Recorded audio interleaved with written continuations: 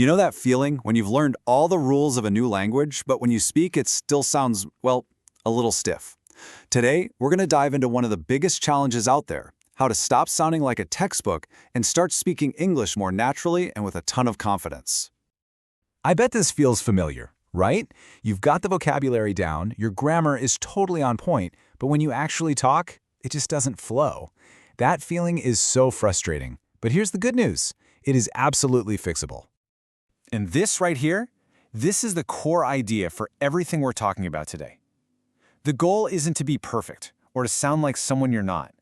It's all about clear, confident communication, making sure people get what you're saying and that you feel good saying it. So, how are we going to get there? We've broken it all down into 4 key parts. First, we're going to get our mindset right. Then, we'll get into the nitty-gritty mechanics of smooth speech. After that, we'll explore what I like to call the music of English. And finally, we'll put it all together for real-life conversations. All right, first things first, let's talk about the goal. Before we get into any of the techniques, we have to start with the right attitude. And that is, this is all about connection, not perfection. Okay, this is probably the single most important thing to remember. Your accent tells a story about who you are, and that is a really cool thing. The goal is never, ever to get rid of it. It's just to be clear so people can easily understand all the awesome things you have to say. I mean, just think about it. English is spoken all over the world. Someone from London sounds totally different from someone from Scotland. An accent from New York is worlds apart from an accent from Texas. So what does that really tell us? There's no single correct way to sound. The real skill is all about clarity. All right, now that our mindset is in the right place, let's get into the mechanics. This is where we look at the actual nuts and bolts of making your speech flow like a river instead of sounding all choppy. So, the first big idea here is something called connected speech. Now, that might sound a little technical, but I promise it's super simple. It's just how native speakers naturally squish words together so they flow, instead of saying each word separately with a big pause in between. And this slide shows it perfectly. See, a learner might say an apple, hitting both words hard, but a native speaker connects them, so it sounds more like an apple. Or good afternoon becomes good afternoon. It's a tiny little change, but wow, it makes a huge difference. Okay, taking that same idea of flow one step further, we get to reductions and contractions. This is another one of those secrets to sounding way more conversational. It's just about shortening or combining words to talk more efficiently. Exactly what you hear in movies and in everyday chats. And here are some of the most common ones you're going to hear every single day. Going pretty much always becomes gonna. Want to becomes wanna. And of course, you've got your classic contractions like I am turning into I'm. Using these isn't lazy English, it's natural English. It'll instantly make you sound more relaxed and authentic. Okay, let's move on to our third section, the music of speech.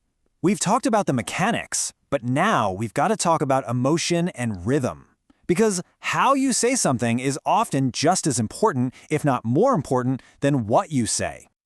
This brings us to a really cool topic, sentence stress. Here's the secret. In English, we don't give every word in a sentence the same weight. By emphasizing or stressing different words, you can completely change the meaning of what you're saying. It's what gives the language its rhythm, its music. Let's play with a simple sentence. If you say, I love this explainer, with the stress on I, you're making it personal. You're saying you are the one who loves it. Maybe other people don't, but you sure do. The focus is all on the person. But what if we moved the stress? I love this explainer. Now, it's not about who loves it, but about the feeling itself. You don't just like it, you love it. It's a really strong, passionate feeling. You're communicating intensity. And let's try it one last time. I love this explainer. By stressing this, you're pointing it out. You love this specific one, not those other ones you saw. It's all about making a comparison. Crazy, right? One sentence, 3 totally different meanings, just by changing one little thing. You know, the music of your speech is also about your speed. There's this myth that speaking super fast means you're fluent. That is just not true. Think about the best public speakers. They use pauses. They pause for impact, to add a little drama, or just to give their brain a second to catch up. So the real advice here is, slow down. It's okay. Give yourself permission to breathe and speak clearly. And here's another fun way to make your speech more musical. upgrade your vocabulary with what I call power words. Sure, you can say something is good, but what if you said it was delicious or amazing or unbelievable? Instead of just bad, why not terrible or awful? You're painting a way clearer, more exciting picture for whoever's listening. And that brings us to our last section, the art of conversation. We've talked about mindset, mechanics, and music. Now, let's figure out how to put it all together when you're actually talking to other people. Okay, a super important skill is knowing who you're talking to and tweaking your language. With your friends, you can be totally casual. Hey, what's up? Want to grab a coffee? But in a professional setting, like at work, you got to switch gears. Good morning. Would you be available for a meeting? Being able to make that switch is a total game changer. Here are a few quick little tools to make your conversations pop. Knowing a little bit of modern slang, like cool or awesome, is always helpful. Using common set phrases like have a nice day just makes everything go smoother. And maybe most important of all, using natural reactions like wow or oh really shows the other person you're actually listening and you're engaged. And this might just be the most important piece of the entire puzzle. A natural conversation isn't a speech you give, it's a dance, it's a partnership. Listening, like really listening, and reacting to what the other person is saying is just as critical as the words coming out of your own mouth. That's how you build a real connection. So I know we've covered a ton of stuff, but you don't have to do it all at once. The absolute best way to start is to just pick one thing. Seriously, just one. Maybe this week you focus on using contractions like I'm and don't a little more. Or maybe you try to use one new power word instead of good. It's those small, consistent steps that lead to huge progress. So that brings us to the end. And I've got one simple question for you. Out of everything we talked about, the connected speech, the sentence stress, the power words, what's the one thing you're going to practice this week? Because deciding on that one thing, well, that's your first real step to speaking English with that natural confidence you've been searching for. Welcome to the deep dive. If you're listening to this, chances are you already have a pretty solid foundation in English. You know, you can write okay, you get the grammar, maybe you even do well on tests. But there's often this huge gap, isn't there, between being technically correct and actually sounding, well, relaxed and natural, confident even. That gap, yeah. It's often filled with all these subtle things, the mechanics that native speakers just pick up, without a textbook in sight. Right. It's the flow, the rhythm, and honestly, the social context. That's what turns that formal accuracy into just smooth conversation. We're not really talking about learning new grammar rules here. No. It's more about understanding the unwritten rules, how spoken English actually works day to day. So our mission today is basically to give you a shortcut. We've looked at the source material and pulled out 10 core insights. Think of them as levers, maybe. Things you can use to, well, instantly start sounding more natural. Moving past just correct English towards, let's say, efficient and real English. Exactly. So if you've ever felt your spoken English is maybe a bit too slow or stiff, a little stilted, this deep dive is definitely for you. And we've organized these insights logically. We'll start with the actual sound, then move into word choice, and finally touch on some crucial context. So let's kick things off with what we're calling the music of language. How sounds sort of interact when we speak naturally, maybe a bit faster. Okay, let's unpack that. First up, connected speech. This feels like probably the single biggest hurdle for a lot of advanced learners. It forces you to stop thinking of language as just separate words with spaces between them. Precisely.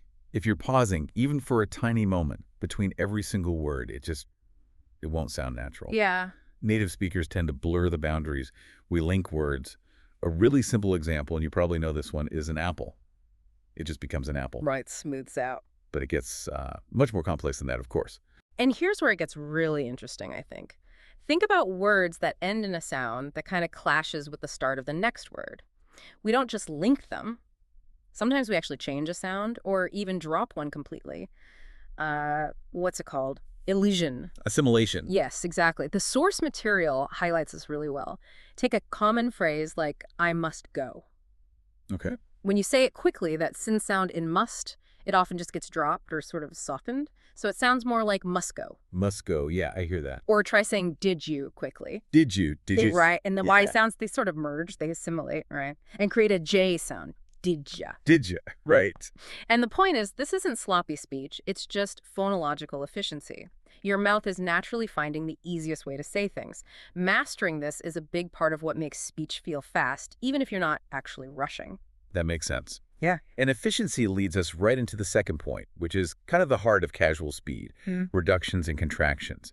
If you want to sound natural, you just have to shorten some words. This is a huge difference between, say, written academic English and everyday spoken English.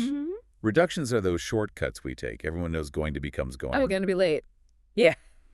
But the real insight here is that avoiding these reductions, even when you're just chatting casually, it actually has a kind of social cost. It makes you sound overly formal. Stiff, maybe. Yeah, and it can sometimes create a bit of distance between you and whoever you're talking to. It's a real marker of fluency, isn't it? And then you've got contractions, you know, the ones with the apostrophe. We're talking about basics like you're, and the negative ones like don't, isn't. If you're always saying I'm going or he is not ready, it immediately signals that you're relying on the written grammar structures. And that's the core difference, isn't it? Yeah. Academic accuracy versus conversational, well, utility.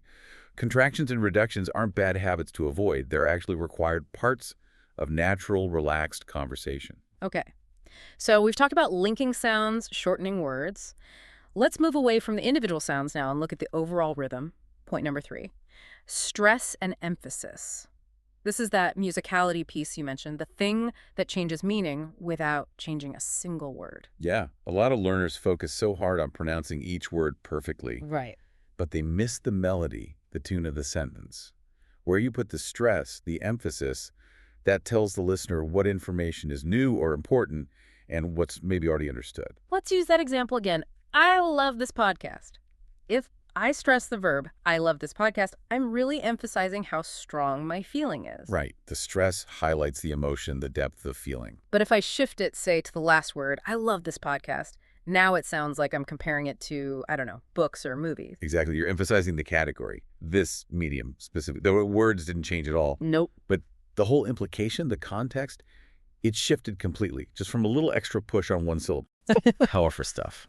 Okay, and rounding out this whole flow section, let's talk about speed and pauses. The sources we looked at really challenge this common idea that speaking faster automatically means you're better or more fluent. Oh, definitely. If you push yourself to speak too quickly, you just risk, well, losing clarity or maybe sounding a bit anxious or agitated. Yeah. Real native speech uses a variable pace. We might speed up on familiar phrases, sure, but we often slow down and use pauses deliberately when we're introducing something important or maybe a bit complex. That pause, it's actually a really powerful tool, isn't it? It's not just, oh, I'm thinking. It's a way to draw attention to what's coming next. If you say, I think that this plan will work, that little silence before this plan just gives the plan itself more weight. Exactly. So getting away from that sort of robotic, steady rhythm and embracing changes in speed, using pauses intentionally, that makes you sound more thoughtful, more measured, more natural. Okay. So we've covered the mechanics of sound, connecting words, shrinking words, using rhythm with stress and pauses. But what about the actual words you choose? Let's shift focus now to vocabulary and social context. Good idea. If we've sorted out the how it sounds, let's look at the what you say. Starting with set phrases, that's our 5th point. Right. Think of these like conversational building blocks. Or widgets, maybe. They're memorized chunks, groups of words that just always go together. An advanced speaker doesn't build, how are you doing this morning? Word by word, piece by piece. No. They just pull that whole phrase out of memory as one unit. Learning these ready-made chunks just makes things so much easier. It reduces the brain power needed massively. Yeah, less thinking. Phrases like, I'm looking forward to it, or it's up to you, or have a nice day. They promote incredible smoothness because you say them automatically. It frees up your mind to focus on the parts of your message that are actually new or unique. That effortless quality also links to our 6th point, using power words. We really need to encourage you to move beyond relying on just simple default adjectives and verbs all the time. Oh, this is such a common thing in non-native speech, isn't it? That Yeah. heavy reliance on really general words like good, bad, nice, maybe very stuck in front of them. Very good, very bad. Yeah. If you want to paint a clearer picture, a more vivid one, you need more specific, more expressive vocabulary. Power words. So instead of saying the party was very good, maybe you say the party was fantastic or, I don't know, memorable. Right, or instead of I am badly prepared, you could say I am woefully unprepared. Woefully. Yeah, that's a good one. The shift feels subtle, maybe, but it instantly lifts your conversation, makes it clearer, more expressive. It shows you have a command over nuance. And speaking of nuance, that's really important when we get to point 7, modern slang. Now, we're definitely not suggesting you should suddenly start talking like a teenager, No, please don't. but you do need to at least understand the current informal language. Slang is that really informal language people use, often with friends, and it changes constantly, super fast. You need to be able to recognize current terms, maybe like sick, still meaning good, or maybe newer phrases, throw shade or spill the tea. Understanding them is just vital for comprehension. Yeah, you don't want to be completely lost. But what's really crucial for you, as an advanced listener and speaker, is context and what we call register shifting. Slang is often very regional, and it ages like milk. Use a slang term from 5 years ago, and you instantly sound dated. Yeah, awkward. So our advice is, listen first. Listen carefully to how and when slang is used. If you hear a term over and over again in relaxed chats among people your age, your peer group, okay, maybe you can try using it. But carefully. Very carefully. If you just heard it on a TV show once, maybe wait on that one. That whole idea of knowing your audience, filtering your language, it brings us perfectly to tip number 8, formal versus informal English. This isn't just about specific words like slang, it's about choosing the whole appropriate style or register for the situation. Right. If we connect this to the bigger picture, shifting your register is actually a pretty sophisticated social skill. When we're with friends, informal settings, we use contractions, we use fragments, Yeah. like, want to grab a coffee? Yeah, totally normal. We use more relaxed grammar. Yeah. It's all about connection, ease, being comfortable. But the second you walk into a job interview, or you're writing a professional email, or maybe talking to someone much older or in authority, that register has to shift dramatically. Absolutely. You switch to full sentences, more precise vocabulary, maybe avoid some of those reductions we talked about earlier. Would you be available for a meeting versus want to meet up? Huge difference. Using the wrong register, that's maybe the fastest way to make things feel awkward or inappropriate. So mastery here really means understanding that you kind of have 2 language systems operating in parallel Yeah, like 2 toolkits. and knowing exactly when to pull out which tools. Precise. Okay, for our last 2 tips, we're moving a bit beyond just the words and pronunciation. We're looking at crucial contextual things, engagement and identity, which often get missed in language classes. Tip number 9 is natural reactions. Right. Speaking isn't a solo performance, it's a shared activity. A duet, maybe. Yeah. If you're just listening silently the whole time someone else talks, it creates this weird conversational void. Advanced speakers, native speakers use little verbal nods, nonverbal cues too, but definitely verbal ones. We call it back channeling sometimes.